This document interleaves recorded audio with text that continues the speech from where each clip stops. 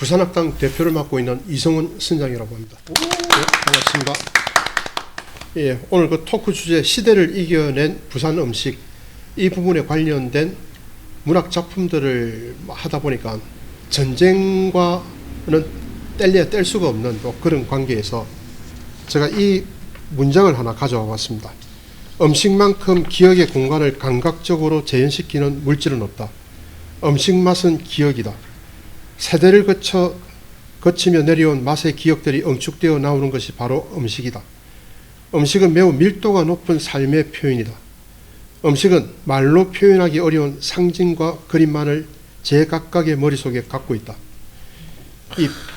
이 변화의 속도가 빠른 한국, 그 중에서 부산은 더 다이나믹한 그런 어떤 그 환경 속에서 도시 문화가 자리 잡고 있는 것 같은데, 제가 2015년도 부산일보 대강당에 재미난 강의를 하나 이제 듣게 됐는데, 이호철이라고 하는 그 1950년도 부산에 피난을 내려와서 53년도 전쟁이 끝나면서 이제 서울로 올라가신 소설가 한 분이 부산에 오셔가지고 피난 시절의 부산에 대해서 한번 쭉 강의를 하신 적이 있는데, 이 요철 선생님은 또 뭔가 하니까 18살에 부산에 피난을 식구들 떼놓고 혼자만 내려오셔가지고 그 12월 9일날 부산에 도착한 거로 되어 있는데, 그 문학도의 꿈을 갖고 있던 분이 되놓으니까 그 당시 부산을 예사롭게 본 게 아니고 일기를 계속 쓰면서 하루하루의 변화, 날짜 이런 걸 가지고 부산을 기록을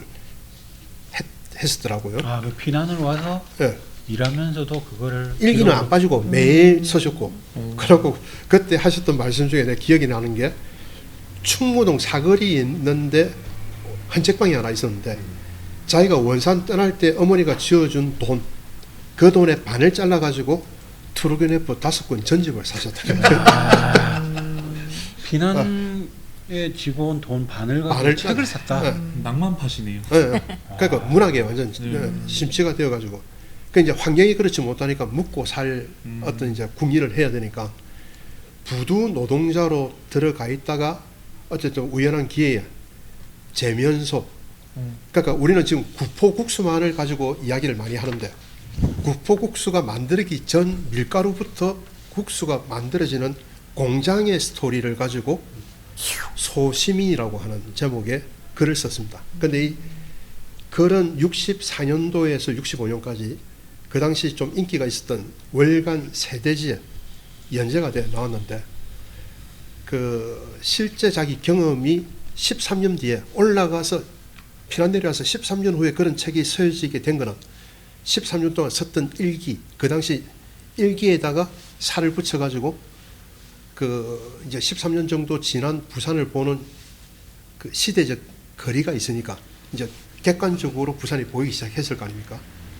그래가 이제 이야기를 섞어 있는데, 그 사이사이에 그 부산의 군상들이 돌아가는 것도 있지만, 나는 그 재미있게 본 게 국수 공장이 하루 동안 어떤 시스템으로 돌아갔는가, 몇 시에 일어나고 몇 시에 잠을 자고 몇 시에 어떤 공정이 되고 했던, 그게 이 소설 속에서 그 당시의 공장과 시대상들이 이게 녹여져 있는 예, 거예요. 녹여져 있는데, 저는 오늘 주제가 이렇다 보니까 먹거리, 국수가 어떻게 만들어지고 배달이 어떻게 되는가 하는 그 과정. 그리고 요 아래쪽에 보면 어떤 얘기까지 있는가 하면, 그 밀가루를 만들어 파는 공장 입장에서는, 국수를 만들어 파는 공장 입장에서는 라이벌 업체가 뭐였는가. 여기 보면 평양냉면이 부산에 알려지면서 매상이 떨어졌다라는 이야기가 나오고요. 그 이런 거는 상당히 좀 귀한 이야기 같아가지고, 요 아래쪽에 보면 주인과 주인 마누라는 부산에도 차츰 퍼지기 시작하는 평양냉면 타박을 하기 시작하였다. 그놈의 냉면인지 무엇인지 때문에 밀국수가 안 나간다는 것이었다. 이 밀국수 여기도 좀 재밌는 게, 우리가 밀면의 원형의 형태를 뭔가 하면 밀냉면이라 그러거든. 그 지금 밀냉면. 예, 밀로 만든 냉면, 여기는 밀로 만든 국수, 이런 식으로 해서 이해를 하면 되겠습니다.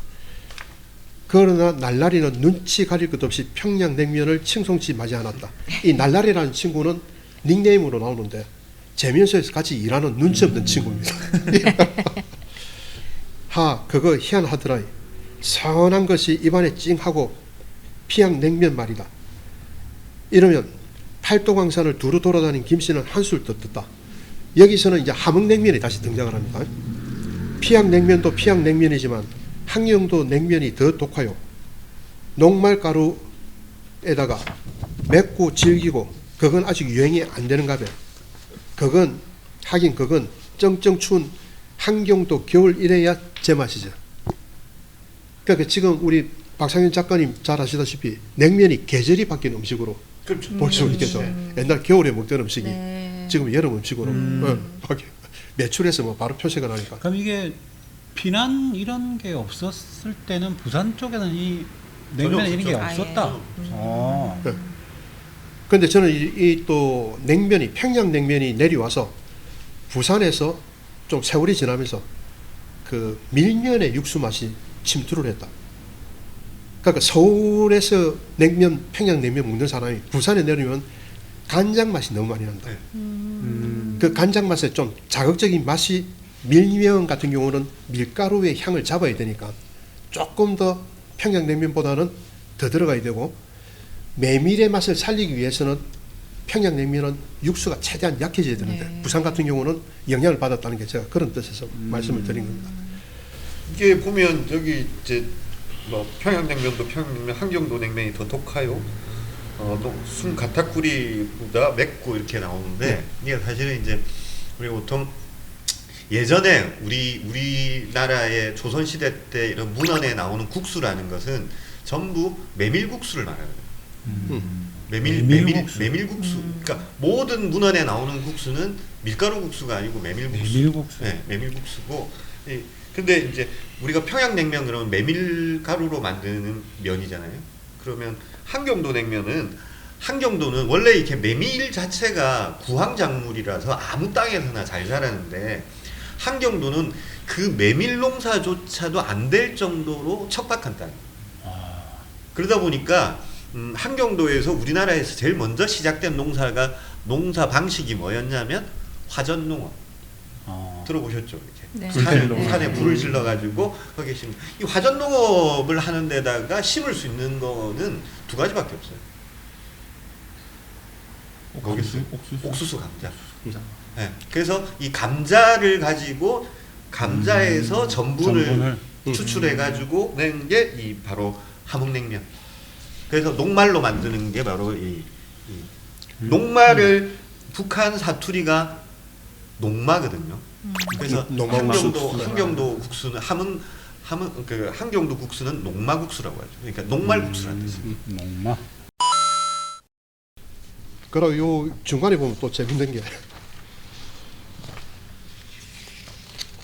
그 3시쯤 이게 오후 3시쯤 되면 다음 날 일의 단돌이 같은 잡일이 있고 5시쯤이면 저녁을 먹고 잠자리에 드는 것이다. 이 그 당시 재면소 직원들이 저녁 잠자리 드는 게 5시에 잠을 자야 다음 날 국수 다 만들고 그 국수 배달 나가는 시간에 맞춰가지고 할 수 있는 요게 타이밍이 이래 되는 거예요. 이 소시민에서 되게 재밌는 게 뭐냐면 이 국수는 무슨 국수냐면 생면이에요. 생면. 건조국수가 아니라 건조국수가 아니라 면을 뽑아가지고 이게 옛날에 그 나무 상자 있죠. 거기다가 면을 담아가지고 이렇게 이제 새벽에 딱 만들어가지고 아침 장사 시작하기 전에 이 사람 새벽에 배달까지 다 끝내야 되거든요. 그러면 이제 국수 이렇게 끓여가지고 옛날에 그러니까 이건 마른 국수가 겉면이 아니고 생면. 그 뭐 일본 우동집에서 보는 그런 면. 그런 생면. 네. 보통 우리가 요새 일본식 라면 같은 게 보통 생면으로 끓이잖아요. 그거하고 똑같은 거라고. 그 다음에 이제 소시민에 나오는 이 재면소가 그 바로 옆에서 초등학교를 다녔던 김종애 시인이 부산 초장 재면소라는 이름으로 시를 쓴 게 있어가지고 이 재밌는 연결이 될 것 같아가지고 제가 그러니까 연결해봤습니다. 한 분은 피난 시절에 재면소에서 일을 했고 예. 한 분은 한 100m 떨어진 초등학교를 다녔고 서로 있을 때는 몰랐는데 서울에 올라가서 얘기를 하다 보니까 니 그 자리에서 그걸 했나?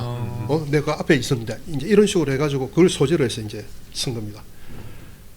부산시 서구 초장동 상가 75번지 아버지가 늘판지로 지은 바람막이 북향집, 밤에는 참마산이 내려와 달처럼 울타리를 치고 낮에는 영도섬이 가까이 다가와 젖을 물려주던 바다, 토성국민학교 4학년 나는 학교가 싫어서 무단결석, 충무동 바닷가 징계장에서 사촌형과 새가죽 공작 재료를 뒤졌다.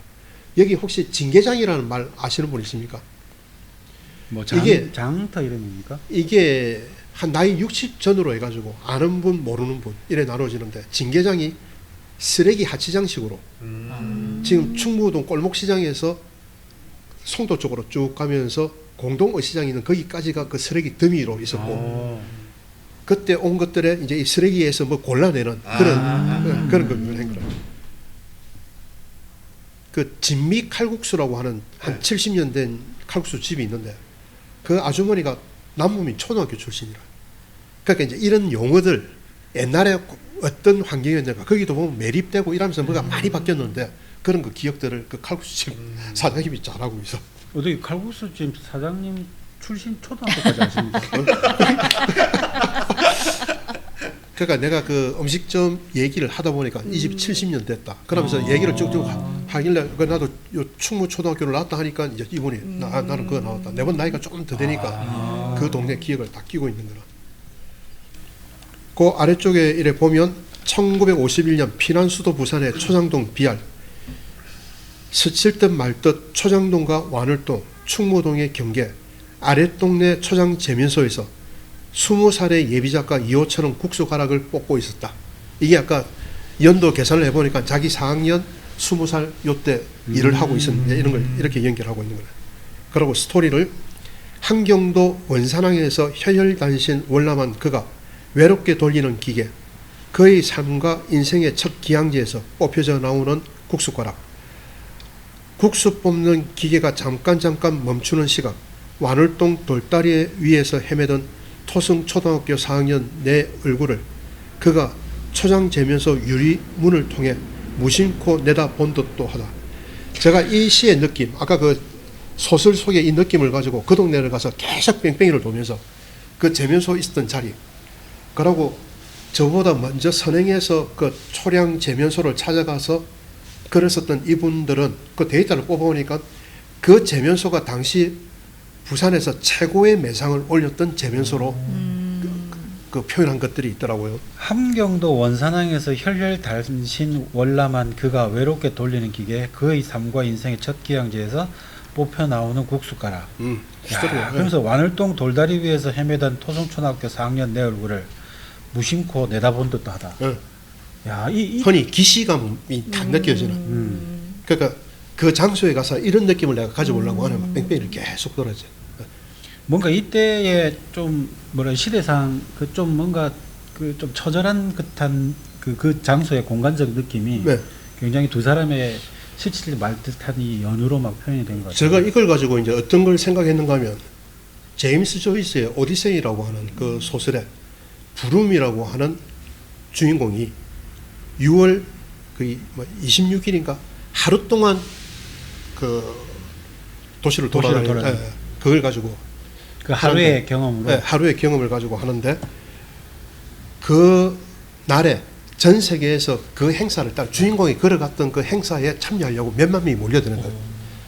그러면 그 이야기 속에 그 날을 그게 아까 얘기했던 찾아서 골목길 똑같이. 하나하나가 소설에 그대로 제시가 되거든. 그 시간대 따라 가지고 걷는, 그 소설을 그대로 느껴보는 그 거죠. 소설을 읽고 그 느낌을 그 골목에서 실제로 예. 똑같은 코스로 계속. 그 떠올린 이야기니까. 그러니까 이것도 이야기를 좀 잘 끌어내고, 이분이 아까 13년 동안 그 일기를 피난 때 계속 쓴 게 이 소설로만 나오는 게 아니고, 그 일기를 모아가지고 책을 쓴 게 또 부산에 구석. 그 당시 밀다운에 자기는 작업복을 이거 못 들어갔는데, 앙드레지드 사망 1주기 행사를 밀다운에서 했다. 이런 얘기도 세세하게 들어가. 그러니까 이분의 흔적들을 따라다니면서 그걸 스토리텔링하면서 이 자리에 뭐가 있었다. 요즘 문화관광 해설사들이 막 구청에 가서 한 명한테 배우고 하는 것보다 이런 교과서들 몇 권을 가지고 각자 읽고 각자가 다르게 해석하는 방법도 있을 수 있겠다는 얘기죠. 어떻게 보면 이게 텍스트는 같지만 좀 다르고 좀 두껍게 읽어내는 그런 것이라는 생각이 드네요. 거기에 아까 70년대 때 칼국수집 가서 국수 하나 먹으면서 그 분위기를 같이 살리는 방법도 있고. 그러니까 그 집의 맛만 보는 게 아니고 그 집의 뭐랄까요? 정서, 결 이런 것들을 시대적 상황에 맞춰서 같이 이렇게 풍부하게 읽어내는 그런 게 필요한 거고요. 그 부산 원도심은 패스철이다라고 하는 책이 있는데 부산 원도심은 패스철이 뜯듯이 한 겹 들어올리면 속이 나오는 것처럼 그런 겹을 얼마나 많이 볼 수 있느냐 하는 게 어쩌면 도시 읽기, 골목 탐방 이런 게 어쩌면 그런 그게 어쩌면 그 겹 사이로 들어가는 거나 골목으로 우리가 그 무심코 발걸음이 올라가는 게 그런 거하고 비슷하죠. 여기 아까 처음에 말씀해 준 세대를 거치며 내려온 맛의 기억들이 응축되어 나오는 그것이 바로 음식이다. 예. 이 응축이라고 하는 게 아까 베스츄리처럼 수없이 많은 여러 가지의 그 경험치들이 기억들이 이렇게 막 응축되어 있는 그런 거거든요. 그러니까 아까 음식을 이 자리에서는 제가 나이가 이제 많다 보니까 다들 기억하고 있는 음식에 조금 더 깊은 패스츄리 겹 한두 개를 더 벗기고 내가 들어갈 수가 있잖아. 그런 것들이 패스츄리 맛을 더 깊게 한다고도 얘기를 할 수 있는 거죠. 우리 또 부산 음식 하면 또 돼지국밥 이것도 뺄 수 없지 않습니까? 예, 예. 오늘 좀 준비해 오신 것 같은데요. 예. 이 최영철 시인. 최영철 시인은 진짜 이건 진짜 부산의 시로 정해야 된다니까요. 아, 이 부산의 시로. 이거는 와 정말 한번 야성은 빛나다. 이건. 우리 그러니까 이분 같은 경우는 서면 천우장이라고 또 우리 그거 가지고도 널리 알려졌는데 서면을 중심으로 시들이 좀 많아. 문화 호텔이 들어가는 시도 있고. 그러니까 서면을 꽂고. 그게 천우장에서 만나자인가요? 그게 때니까 천장시. 그러니까 그 제목이 서면 천우장. 네, 맞아요. 우장. 네. 근데 야성은 빛나다 이거는 그 97년도에 나온 시집에 제목도 되고 이게 표제시입니다. 제목하고 같이 맞춘 그건데 그 일단 첫 문장이 멋진데요. 야성을 연마하려고 돼지국밥을 먹으러 간다. 저는 살아오면서 돼지국밥을 이렇게 야심차게 먹으러 가본 적이 없어가지고 야성을 뭐 연마하려고 돼지국밥을 먹으러 간다. 근데 이분은 우리가 창녕국밥도 자주 보이는 국밥집 이름이죠. 창녕 출신의 부산에서 사시는 분이거든. 그러니까 이 좀 시장통에 좀 익숙한 이 분인데 정작 이 시가 나온 데는 서면 3대 송정국밥 거기서 나온 거라고 부산일보에 소개가 됐어요. 그 장소에서 나온 거라고. 야성은 빛나다 이 시 같은 경우는 할매국밥에 이 시가 반 잘리가고 붙어 있는 거 혹시 봤습니까? 거기 보면 저작권이 그게 되니까 문장 잘라갖고 다른 말하고 이어 붙여갖고 붙여놨는데 이 시를 아는 사람이 가서 보면 보여. 저작권을 비껴가는 식으로 잘라놨다는 뜻입니까? 이 시를 전부 인용하면 걸리니까 문장을 해가지고 다른 문장으로 만들어 놓은 게 앞에 보면 보여. 마지막 하나 더 시를 하나 소개해 주시면 10페이지에 푸른 도장 이건 이제 이어지는 건데 이 유홍준이라고 하는 시인 같은 경우는 고등학교 졸업하고 나이 한 30쯤 돼가지고 노동자 문학제를 통해 가지고 등단을 한 분인데 두 눈 떼꾸내지는 야근을 마치고 공단 식당 허름한 방석 위에 앉아 받은 힘을건 밀양 돼지국밥 한 뚝배기. 이렇게 싱겁고 이렇게 힘을건 삶에 소금이라도 더 치고 맵고 짠 다대기라도 더 넣어줘야지. 누군가 우스개를 하면 그래 맞다 맞아. 빈 창자에 소주부터 한 잔 붓고 건져 올리는 국밥 속 고기 덩어리 한 점. 이것 봐. 내가 만든 제품에 그대가 찍어준 합격 도장처럼 여기 푸른 도장이 찍힌 내 숟가락 위에 비계 덩어리 한 점. 야 이거 고기에 옛날에 도장 찍혀. 그거를 비지찌개 먹을 때 옛날에 보면 도장 찍혀갖고 있고 하면 이게 62년생이라 적어놓은 게 내 나이 때문에 먹었는데 요즘은 그 도장 못 보잖아. 그렇죠. 요즘 도장. 식육점에 걸어놓은 거에 항상 찍혀 있었던 거 그렇죠. 이것도 야성스러운 되죠. 근데 이제 본인의 이제 고된 노동자의 삶과 이 돼지국밥을 정말 이렇게 잘 은유를 했네요. 예. 그러니까 아까 앞에 야성은 빛나다 하고 이런 시가 묶였을 때 시너지 효과가 더 나는 이런 어떻게 보면 이 두 시에서 아까 말씀하신 그 부산 사람들의 어떤 정체성, 뭐 이렇게 캐릭터성, 뭐 이런 것들이 이 음식에 잘 드러나네요. 이런 어떤 눈에 띄는 시점이 이게 어디에 배치됐을 때 제일 시너지 효과가 있는가. 그러니까 신은 시집 안에 있을 때가 제일 주고 있는 상태다. 맞습니다. 요번에 제가 이런 작업을 주제로 이전부터 소소하게 아주 작게는 뽑아가지고 짤막짤막하게 했는데 이런 주제로 가지고 하다 보니까 그 어떤 이벤트 성으로 부산의 작가들 모아갖고 이 주제로 글 하나씩 써가지고 책 하나 묶어낸 이런 것보다는 현재 나와 있는 것 중에서 생명력을 발휘 못하고 있는 것들이 너무나 많이 있다. 이런 것들을 끄집어내가지고 어쩌면 좀 그런 걸 좀 자연스럽다고 해야 되나? 인위적이지 않고 그런 것에 스토리를 갖다 붙이는 작업이 좀 그 조직적 전문가들에 의해서 조직적으로 하면 상당한 시너지 효과가 있겠다라는 그런 생각을 해봤습니다. 자, 여기까지 하겠습니다. 고맙습니다.